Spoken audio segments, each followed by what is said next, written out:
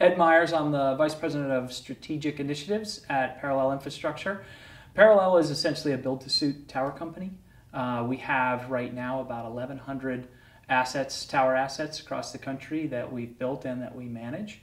In addition to that, we've acquired quite a bit of right-of-way, mainly railroad right-of-way across the country, about 65,000 miles worth of right-of-way that we have telecom development rights on as well. We've been around for 4 years. Our heritage is actually down here in Florida. Started with Henry Flagler in the 1880s and the railroad that connected St. Augustine all the way down to the Florida Keys.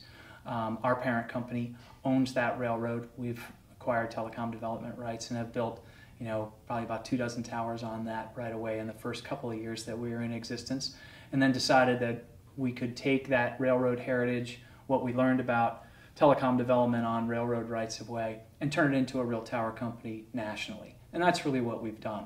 While we still do development on railroad rights of way, we'll develop anywhere across the country at this point. How does the right of way kind of give you guys an advantage on your competition?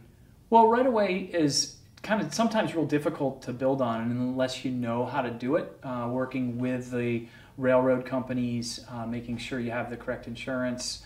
Railroad protective liability isn't the least expensive insurance to carry in the world. And then also making sure you have proper access and bringing utilities. It's all very much a specialized skill to build on railroads because in a real base form, the easiest way to think about it is that no piece of railroad property actually has an address, right? And you need to actually have an address if you're going to bring utilities in, if you're going to bring fiber in, if someone's ever going to find your tower. So even at that level, just getting an address for the tower that you're going to build on railroad property can be a bit of a challenge. So those kind of skills, and then working within the safety parameters of the railroad, and then making sure that everything that we're going to build is also to carrier quality standards, makes it a kind of a difficult dance for a lot of people. And a lot of folks don't want to spend the time. They'd rather kind of work in known territory a little bit easier without having to deal with some of the railroad overhead. So we're at PCIA.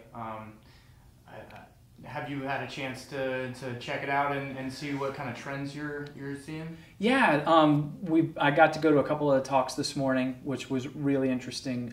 Some about 5G, which is supposedly going to be rolling out in 2020, whatever that means. There was a panel that one of our Vice President of Operations and Tower Development, Ron Bittner, was on, where the room was crowded because everybody wanted to know what 5G actually was.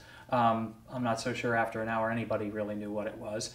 But I think ultimately what we're seeing in the infrastructure business is that more wireless infrastructure, whether it's going to be macro towers like we build today, 150-foot monopoles, or things that are going to be 30 feet tall, or things that are going to be only 10 feet off the ground for self-organizing networks or whatever the infrastructure is going to be to support the technology that gets rolled out.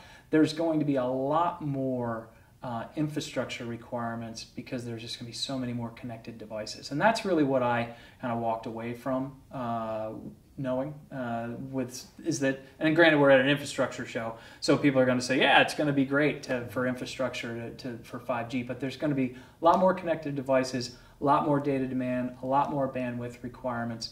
So guys like us are in pretty good shape if we can build something that is economically feasible and can support the infrastructure required from a radio perspective and have access to utilities and high-speed backhaul that's going to be required, we'll be in pretty good shape.